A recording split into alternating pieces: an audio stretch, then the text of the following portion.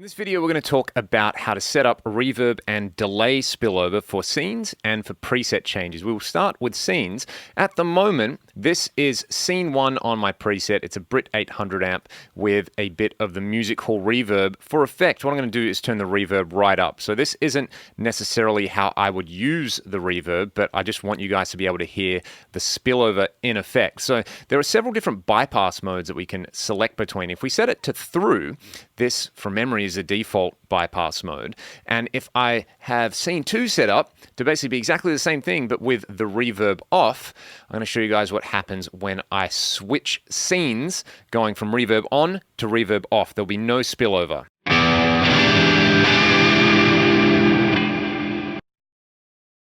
You can hear that it cuts the reverb tails off there. This is a really easy fix if you want your reverb tails to carry over. You just need to select your reverb block and change the bypass mode to mute effects in. Let's have a listen to what happens when I do the same thing now.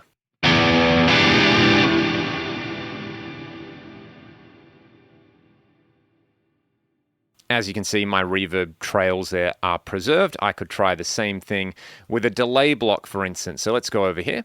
We'll turn the reverb off and we'll turn the delay on. I've already got it set to mute effects in. Again, if I turn the mix up and I turn the feedback up, just so we're going to get a lot of repeats that are clearly audible, we get this.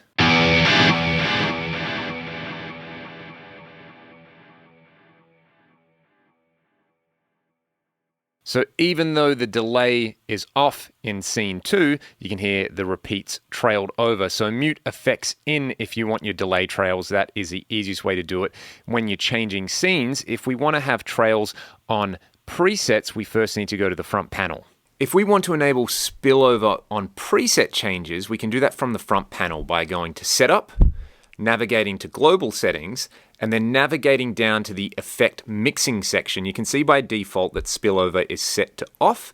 You can set it to be on delay only, on reverb only, or on both. So what I've done, I've got the same preset and I have copied it so that it's just going to be a separate preset saved in number 97 rather than number 98. But in this preset, the reverb defaults to off. So what I want to be able to do now that I've set up my reverb and delay trails is to go from something with reverb. Again, I'll crank the reverb up over here so that you can hear it.